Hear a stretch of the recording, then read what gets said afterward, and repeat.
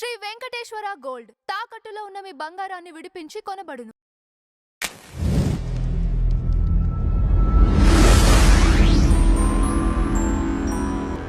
నమస్తే అండి, welcome to tree media.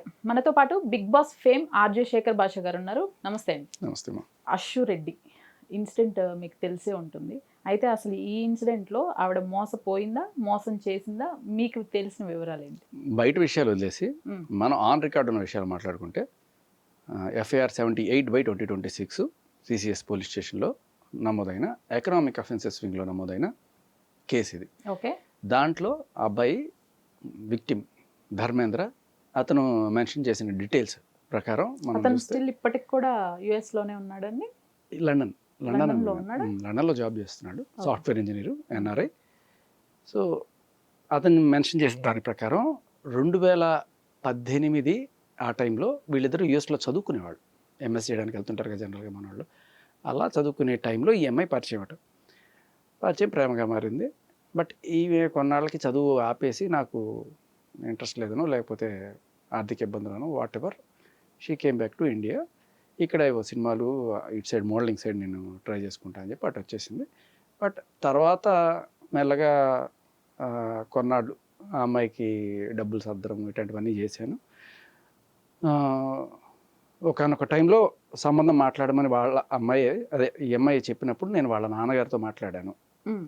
ఇట్లా ఈ అబ్బాయికి ఆల్రెడీ పెళ్ళయి డైవర్స్ అయింది. ఆ విషయం కూడా నేను వాళ్ళ నాన్నకి చెప్పాను.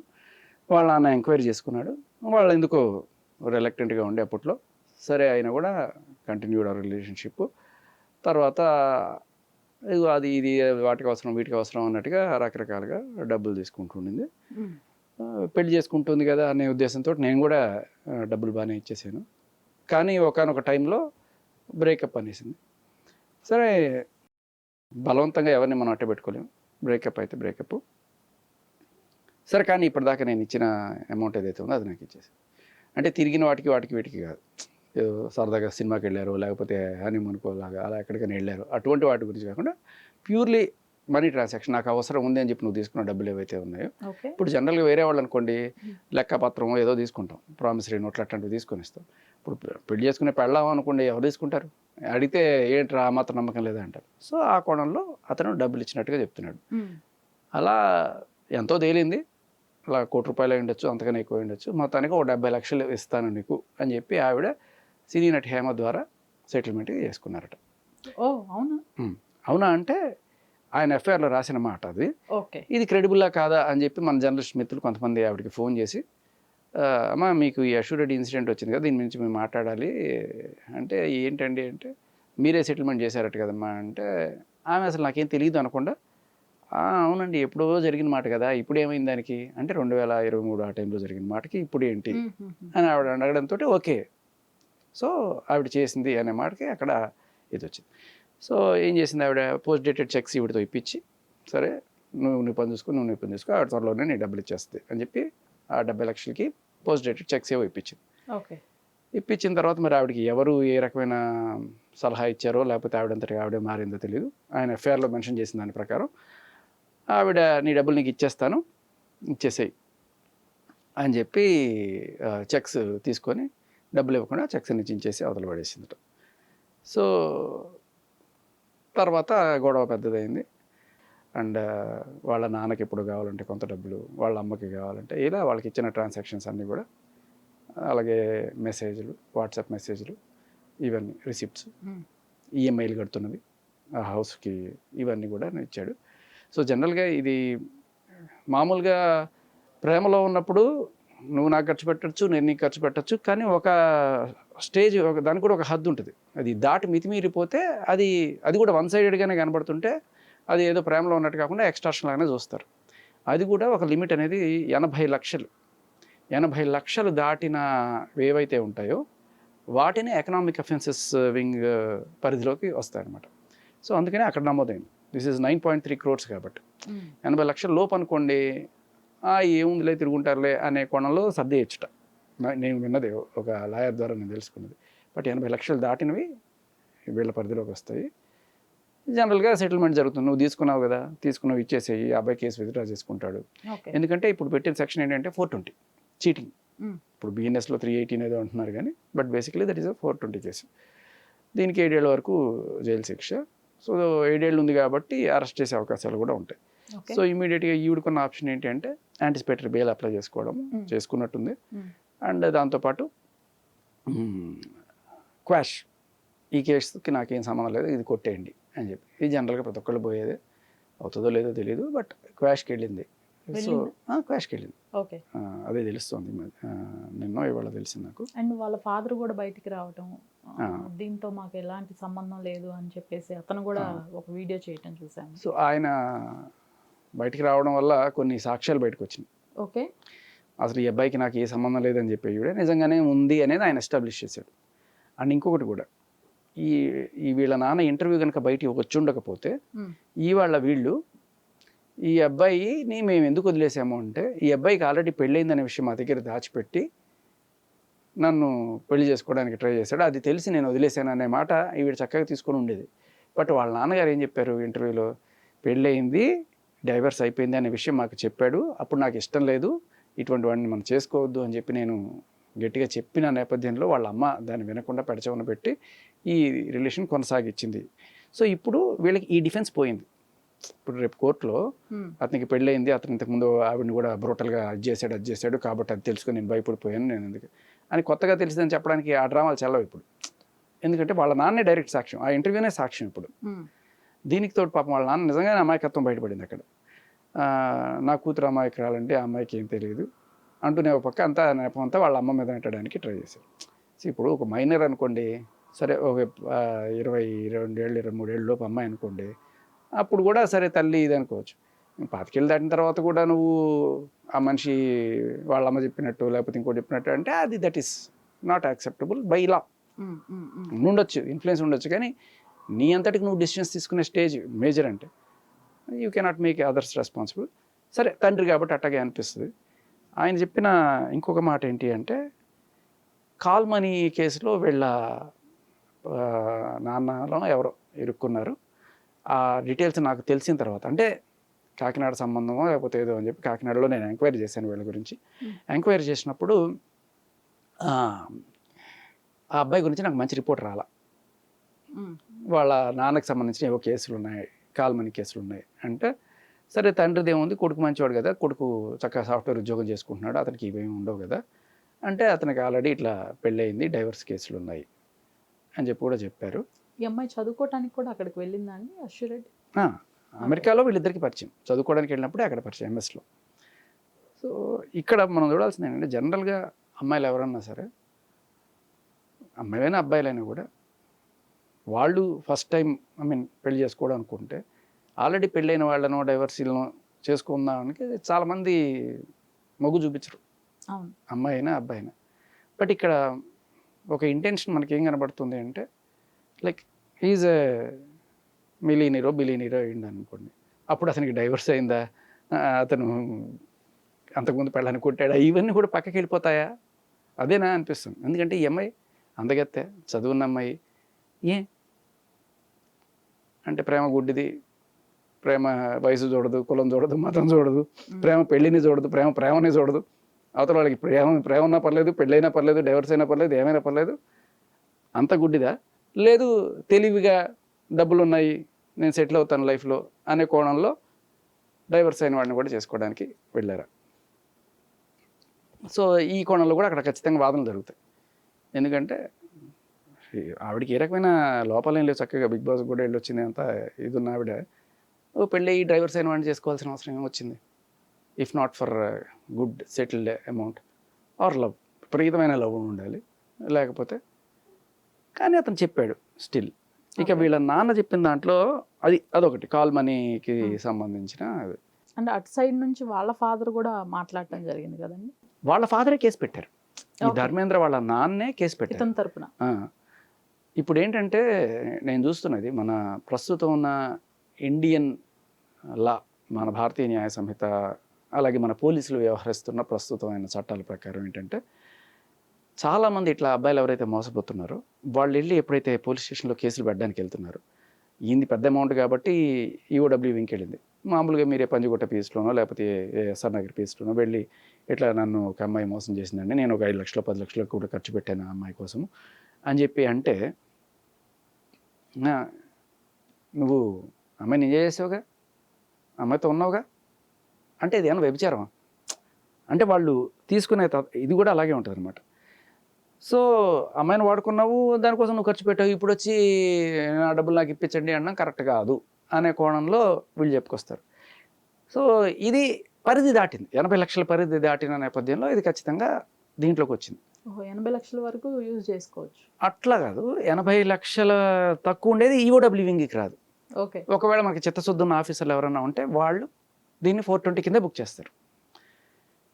ఇక్కడ ఇటువంటి అబ్బాయిలు ఎవరైనా సరే వెళ్తే వాళ్ళకి జనరల్గా పెద్ద న్యాయం జరిగే అవకాశాలు లేవు మనకున్న చట్టాల ప్రకారం. వాళ్ళు పోలీసులు అంతకుమించి ఏం చెప్తారంటే, నువ్వు ఉన్నావు, తిరిగావు, ఎంజాయ్ చేసావు, ఇప్పుడు వచ్చి డబ్బులు కావాలంటే ఎట్లా అంటే, సార్ తిరిగిందానికి నేనేం అడగట్లేదు, సినిమాలకు వెళ్ళిన దానికి నేను అడగట్లేదు, టూర్కి వెళ్ళిన దానికి నేను అడగట్లేదు, బట్ లిటరలీ డబ్బులు తీసుకుంది, దానికి సంబంధించి ఇప్పించండి, అటువంటి ఏదైనా ప్రూఫ్లు ఉంటే నువ్వు చూపించి దానికి తగ్గట్టు ఏమైనా అడగచ్చు. అయితే అక్కడ ఆఫీసర్ మనకి క్లియర్ కట్గా ఏం చెప్తాడంటే, పోలీస్ ఆఫీసరు, చూడు నాన్న, ఈ ఎఫ్ఐఆర్ పెట్టిన విషయం అమ్మాయికి తెలుస్తుంది, ఆ అమ్మాయికి సంబంధించిన ఎవరైనా లాయరో హీరో వస్తే ఆ అమ్మాయిని చక్కగా గైడ్ చేస్తారు, ఆ అమ్మాయి నీ మీద ఏదో అత్యాచారం కేసు, మీరు ఇట్లా నువ్వే చెప్తున్నావు ఊటీలు కొడైకెనాల్ తిరిగామని, ఆ ఊటీలు కొడైకెనాల్కి తిరిగినప్పుడు ఆ అమ్మాయి కన్సెంట్ లేకుండా నువ్వు అత్యాచారం చేసావు అని చెప్పి ఆ అమ్మాయి నీ మీద కేసు పెడుతుంది, నేను సాక్ష్యాలు ఉన్నా లేకపోయినా కూడా బుక్ చేసి ఇప్పుడు జానీ మాస్టర్ కేసు లాగా నిన్ను రిమాండ్లో పెట్టాల్సిన పరిస్థితి ఉంటుంది, నువ్వు దానికి సిద్ధపడితే నీ కేసు పెడతాం అని ముందుగానే వీడిని భయపెడతారు. ఊరి నాయన ఉన్నా నేను న్యాయం కోసం అడిగితే నన్నే అరెస్ట్ చేస్తారంటారు ఏంటంటే, ఏం చేయలేను ఆయన, మన భారతదేశం చట్టం ఇది అని చెప్తున్నారు. రైట్ శేఖర్ గారు, అయితే ఇందులో ఒక డౌట్ ఏంటంటే, ఇప్పుడు ఈఎంఐ కేసులో కూడా, అశ్వరెడ్డి కేసులో కూడా దాదాపు 8 లక్షలు 9 లక్షలు మోసం జరిగింది. 9 కోట్లు, సారీ 9 కోట్లు, 9.3 కోట్లు 9 కోట్లు తీసుకుంది అని ఖర్చు పెట్టాను అని చెప్పేసి. ఖర్చు కాదు, ఖర్చు పెట్టడం వేరు. ఓకే, ఇట్స్ అసెట్స్ రూపంలో ఉన్నాయి.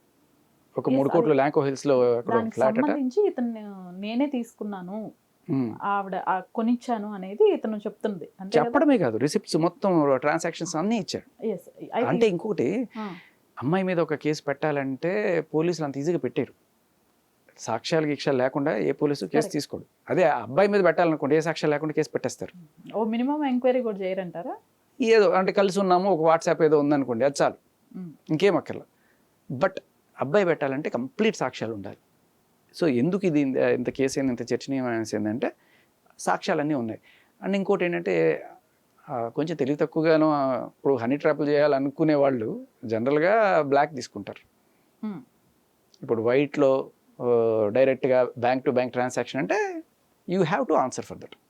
సో అలాంటి ట్రాన్సాక్షన్స్ చూపించాడు అతను, కొన్ని వందల ట్రాన్సాక్షన్స్, ఏది 1,00,000కి తక్కువ లేదట. అయితే ఇప్పుడు కోర్టుకి తను తీసుకుంది, తనే నా దగ్గర తీసుకుంది అని చెప్పేసి ఇప్పుడు ఏవీ లేవు, అంటే తిని ఇవ్వాలి అన్నా కూడా ఒక చెక్ కానివ్వండి, ప్రామిసరీ నోట్స్ కానివ్వండి, ఏవీ లేవు. మరి తను ఆన్సరబులేనా ఇప్పుడు? ఆన్సరబుల్. ఓకే, అదే ఆన్సరబుల్కి కావడానికి ఆ ఎఫ్ఐఆర్లో మీరు చూస్తే, ఎవరైనా సరే పెళ్లి చేసుకుంటానని నమ్మించి మోసం చేసింది. మరి ఏదైనా సరే ఒక ఫెయిర్ డీల్ అంటారు. సపోజ్ నేను మీకు ఇల్లు గిఫ్ట్గా ఇచ్చేసాను అనుకోండి, మీరు తీసేసుకున్నారు, తర్వాత లేదు ఈ అమ్మాయి నన్ను బ్లాక్మెయిల్ చేసి నన్ను గిఫ్ట్ తీసుకుంది అని చెప్పి నేను అడగచ్చు. ఎందుకంటే ఎందుకు గిఫ్ట్ ఇచ్చావు అని అడిగినప్పుడు, ఏదో నాకు జరిగిన ఒక ఫేవర్, మీ ద్వారా నాకు జరిగిన ఈ ఫేవర్కి నేను గిఫ్ట్ ఇచ్చాను, లేదు నా అక్కో నా చెల్లో నా భార్యో నా ప్రియురాలో కాబట్టి నేను ఇచ్చాను అని చెప్పాలి. సో ఇక్కడ రిలేషన్ ఏంటి, భార్య అనుకున్నాను కాబట్టి నేను ఇచ్చాను, కానీ అమ్మాయి నన్ను మోసం చేసింది. Absolutely true. ఇక భార్య అని ఆవిడ మిమ్మల్ని ఎలా నమ్మించింది అంటే, వాళ్ళ నాన్నగారితో మాట్లాడిచ్చింది అనే విషయానికి డైరెక్ట్గా వాళ్ళ నాన్నగారు ఇచ్చిన టీవీ నేను ఇంటర్వ్యూనే సాక్ష్యం, ఇంకా వేరే ఏం అవసరం లేదు. అలాగే ఆ అబ్బాయి ఏమి దాచిపెట్టకుండా అబ్బాయి గురించి చెప్పాడనేది కూడా వాస్తవం. దీనికి తోడు వేణుస్వామి గారి దగ్గరికి వెళ్ళి అక్కడ పూజలు చేశారు. ఎవరు అండి? ఈ అమ్మాయి అబ్బాయిని తీసుకెళ్ళి జాతకాలు కలిసాయా అంటే, ఇప్పుడు జాతకాలు ఎందుకు చూపించుకుంటారు, పెళ్లి కోసమే కదా. సో ఆయనకి వేణుస్వామికి ట్రాన్సాక్షన్లు చేసినవి కూడా ఉన్నాయి. ఇక్కడ ఈ కేసు అంతా ఒక యాంగిల్గా మనం మాట్లాడుకుంటున్నాం. ఇంకొక వేణుస్వామి గారు కూడా సమాధానం చెప్పాలి. ఏమండి జాతకాలు కలిస్తే ఇప్పుడు ఎందుకు ఇడిపోతున్నారు, మీరు పెట్టిన ముహూర్తం ఎందుకు పనిచేయట్లేదు, దీనికి మీరు సమాధానం చెప్పాలి. అడుగుదాం ఖచ్చితంగా. అంటే వేణుస్వామి గారు మీరు ఇన్వాల్వ్ అయ్యారా లేదా అనే విషయం పక్కన పెడితే మీరు పెట్టిన ముహూర్తం, మీరు చూసిన జాతకాలు ఎందుకు తప్పినాయి, అందరూ నమ్ముతున్నారు కదా మిమ్మల్ని, చెప్పండి దానికి సమాధానం. రైట్. అంటే కాబోయే భార్య భర్తలు ఇద్దరు కూడా వెళ్ళి అక్కడ పూజలు చేయించుకున్నారు ఆయన దగ్గర. పూజలో మరి జాతకాలు చూపించుకోవడము అలాంటివి చూసాం, మన వీడియోలు కూడా పెట్టారు వాళ్ళు. వీడియో అంటే నేను అశ్వరెడ్డి ఒక్కదాన్నే చూసాను. వాళ్ళ ఆవిడ వాళ్ళ మదర్తో వెళ్ళారు, ఇంకెవరితో వెళ్ళినట్టున్నారు. సో ఈ అబ్బాయి పే చేసిన, ఆయనకి కూడా ఈ అబ్బాయి పే చేసిన ట్రాన్సాక్షన్స్ ఉన్నాయి. ఓకే. అది సో ఎక్కడికి ఈవిడ వెళ్ళినా పేమెంట్ అంతా ఈందే. ఓకే. సో ఫైనల్గా ఇప్పుడు అది కేసు. ప్రస్తుతం ఆవిడకి ఉన్న ఆప్షన్స్ ఏంటంటే కౌంటర్ కేసు పెట్టి దీన్ని వీక్ చేసే ఇవి ఒకటి ఉంటుంది. వెళ్ళలేదనుకుంటా కౌంటర్ కేసు. ఇక్కడ మీకు ఒక చిన్న ఇంకోటి కూడా చెప్తాను, ఇదే రివర్స్లో చూద్దాం. రీసెంట్గా ఒక ఎస్ఐ గుంటూరులో ఒక నర్సుని ప్రేమించి కొన్నాళ్ళుగా కలిసి ఉన్నారు, ఒక 5-6 ఏళ్ళుగా కలిసి ఉన్నారు, పెళ్లి చేసుకుంటాము అనుకున్నారు. కానీ తర్వాత ఏదో మనస్పర్ధలో ఏదో వచ్చి నో అని చెప్పి అతను డ్రాప్ అయ్యాడు. ఈవిడ వెళ్ళి కేసు పెట్టింది, నన్ను పెళ్లి చేసుకుంటానని నన్ను వాడుకొని మోసం చేశాడు అని చెప్పి. అంటే ఇక్కడ ఆవిడ దగ్గర నుంచి డబ్బులు ఏమైనా తీసుకున్నాడా అంటే లేదు, ఓన్లీ కలిసి తిరిగారు అంతే.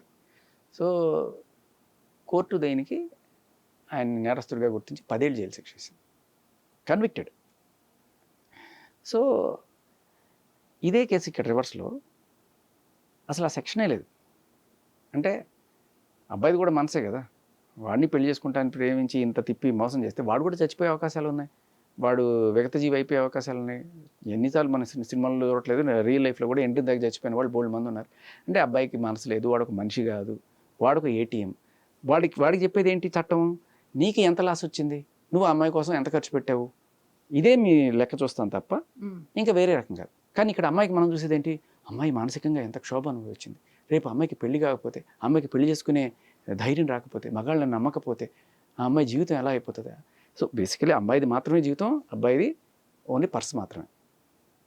అమ్మాయిది పర్సనాలిటీ, అబ్బాయిది పర్స్, అంతే. ఇది మన చట్టం. అయితే ఇక్కడ అశ్వరెడ్డి ఒక post warning, mass warning to the media, without my consent ఏవైనా సరే నా గురించి న్యూస్ స్ప్రెడ్ చేస్తే నేను లీగల్గా సివియర్ యాక్షన్ తీసుకుంటాను అని. ఇదేంటి అంటే ఇప్పుడు అబద్ధాలు చెప్తే ఫాల్స్ న్యూస్. ఫాల్స్ న్యూస్ ఏం కాదుగా ఇది. ఆ అబ్బాయి చెప్పింది ఎఫ్ఐఆర్ కూడా బయటికి చెప్పకూడదు. అవును, ఎఫ్ఐఆర్ అయితేనే, FIR is a public document. So అది ప్రెస్ వాళ్ళకి చూపించే అది అధికారం ప్రతి ఒక్కరికి ఉంటుంది. ప్రెస్ వాళ్ళకే కాదు, ప్రతి పౌరుడికి కూడా కావాలంటే వెళ్ళి తీసుకోవచ్చు. దాని గురించి ఏదైనా సరే మీరు సాక్ష్యాలు అందించాలన్నా కూడా ఎవరైనా ఉండొచ్చు ప్రపంచం. ఎందుకు ఎఫ్ఐఆర్ అలా పెడతారంటే ఓపెన్గా చూసిన వాళ్ళు ఎవరన్నా సరే అవును నాకు తెలుసు దీనికి సంబంధించిన సాక్ష్యం ఇస్తానని చెప్పి ఆ ఇన్వెస్టిగేటింగ్ ఆఫీసర్ దగ్గరికి వచ్చి సాక్ష్యం ఇవ్వడానికి కూడా కుదురుతుంది. So FIR is an open document. దాని గురించి మనం పబ్లిక్గా చూపించవచ్చు, దాని గురించి డిస్కషన్స్ కూడా పెట్టచ్చు. There is nothing wrong in it. ఇది this is been happening across the time. ఇవాళ అశ్వరెడ్డికి ఒక న్యాయం, మిగతా వాళ్ళకి ఒక న్యాయం కాదు, అందరికీ ఒకటే న్యాయం. But Ashwa Reddy has an option of countering this. అవును, ఇప్పుడు రాజ్ తరుణ్ మీద ఎఫ్ఐఆర్ పెట్టారు, రాజ్ తరుణ్ బయటకు వచ్చి చెప్పుకున్నాడు, లేదండి ఇది తప్పండి, ఇది చూడండి ఆవిడ ఇట్లా అయితే ఆవిడ ఇంతకుముందు ఇదే పనిగా వేరే వాళ్ళ మీద కూడా పెట్టింది అని చెప్పి చెప్పుకొచ్చాడు.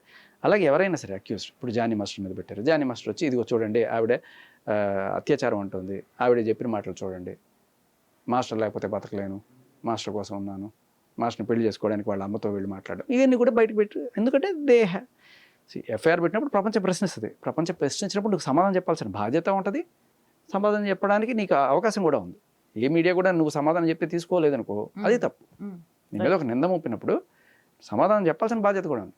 నేను సమాధానం చెప్పను, ఎప్పుడు కూడా దాని గురించి రాయకూడదు అనే అధికారం మీకు లేదు. Once it is FIR, it is not no more your private matter. అది రైట్. శేఖర్ గారు, థ్యాంక్ యూ అండి.